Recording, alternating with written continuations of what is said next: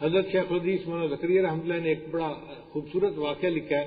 وہ فرماتے ہیں کہ ربی بن سلیمان ایک بزرگ تھے، وہ حج کے ارادے سے اپنے گھر سے نکلے اور گھر کے قریب ہی کوفہ شہر تھا. وہاں وہ پہنچے کہ میں یہاں سے کوئی جانور کرائے پہ لے کے اور حج کے قافلے کے ساتھ روانہ ہو جاتا ہوں. جب وہ اونٹ لینے کے لیے جا رہے تھے تو انہوں نے دیکھا کہ ایک عورت ایک جگہ پر بیٹھی ہوئی ایک مردار جانور کا گوشت کاٹ رہی ہے. تو انہوں نے کہا کہ یہ تو گدھا اور یا خچر ہے، مرا پڑا ہے، اور اس خچر کا یہ گوشت کیوں کاٹ رہی ہے؟ تو وہ کہتے ہیں کہ میرے دل میں خیال آیا کہ پتہ نہیں یہ عورت ایسی نہ ہو کہ جو یہ گوشت پکا کے لوگوں کو کھلا دے. تو یہ تو مردار کا گوشت ہے، اور مردار کا گوشت کھانا تو کسی مذہب میں بھی جائز نہیں ہے. تو میں ذرا پتہ تو کروں. وہ عورت اس گوشت کو لے کر چلی اور ایک گھر کے اندر داخل ہو گئی. وہ کہتے ہیں تھوڑی دیر کے بعد میں نے اس گھر کا دروازہ کھٹکھٹایا تو اندر سے ایک جوان العمر لڑکی کی آواز آئی، کون ہے؟ میں نے پوچھا کہ میں پتہ کرنے آیا ہوں کہ ایک عورت یہاں پر مردار کا گوشت لے کے آئی ہے، تو اس کی کیا وجہ ہے؟ اس نے کہا کہ دیکھو ہم لوگ سادات میں سے ہیں، سید گھرانے میں سے ہیں، اور گھر میں صرف عورتیں ہیں. جو گھر کا مرد تھا، ذمہ دار تھا، وہ فوت ہو گیا. اب پیچھے گھر والوں کو سپورٹ کرنے والا کوئی نہیں ہے، اور ہمارے اوپر چوتھا دن فاقے کا گزر رہا ہے، اور کچھ کھانے کو نہیں تھا. تو یہ میری ماں تھی جو گئی اور ایک مردار کا گوشت لے کے آئی. ہمارے لیے اس حال میں مردار کا گوشت کھانا بھی جائز ہے. تو تم ہمارے حال کی تحقیق میں مت پڑو اور ہمیں لوگوں کے سامنے رسوا نہ کرو. جب اس نے یہ بات کہی تو وہ کہنے لگی کہ میرے دل میں خیال آیا کہ میں حج پہ جا رہا ہوں، فرض حج تو میں نے کیا ہوا ہے، کیا بہتر نہیں کہ میں اپنے پیسے جو ہیں وہ ان عورتوں کو دے دوں جن کے پاس کھانے کو کچھ نہیں، 4 دن سے فاقے میں ہیں. وہ کہتے ہیں کہ میرے پاس کوئی 300 دینار تھے.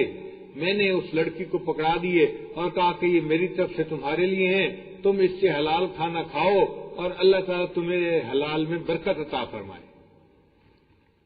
وہ کہتے ہیں میں واپس آ گیا، لیکن دل میرا بڑا غمزدہ تھا. میں نے حج کا ارادہ کیا تھا، میں نے بڑے خواب دیکھے تھے، حج کروں گا، طواف کروں گا، عرفات کے میدان میں دعائیں مانگوں گا، اور اب میں نہیں جا رہا تھا.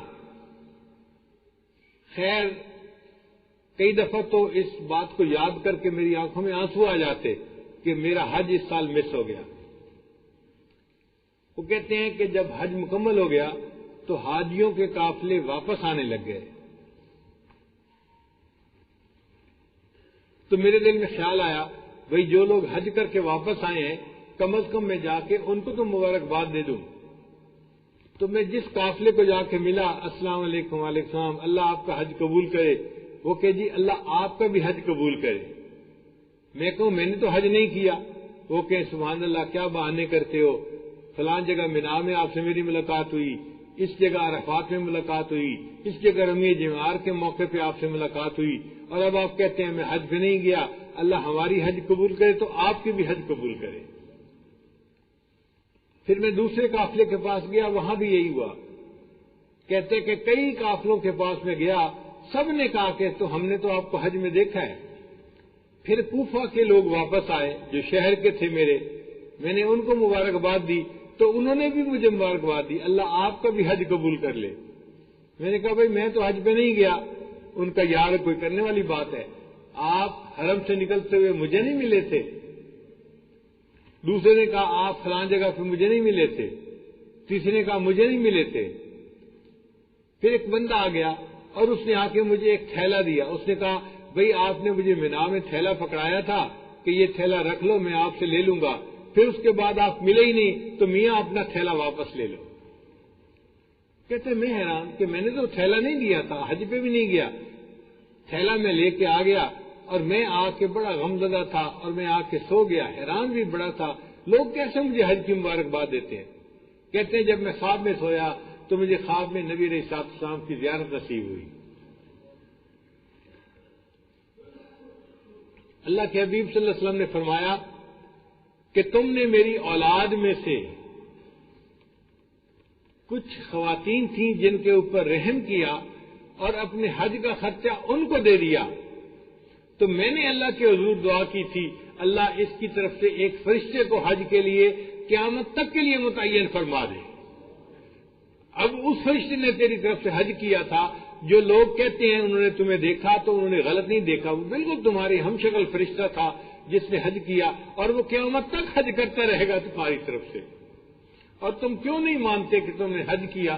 تمہیں اتنے لوگوں سے ہم نے تصدیق کروائی ہے، اور میں بھی تصدیق کر رہا ہوں کہ فرشتے نے تمہاری طرف سے حج کیا ہے۔ تو اگر انسان دوسرے کے دکھ درد میں شریک ہوتا ہے تو اللہ تعالیٰ نفلی عبادتوں سے بڑھ کر اس کو اجر اور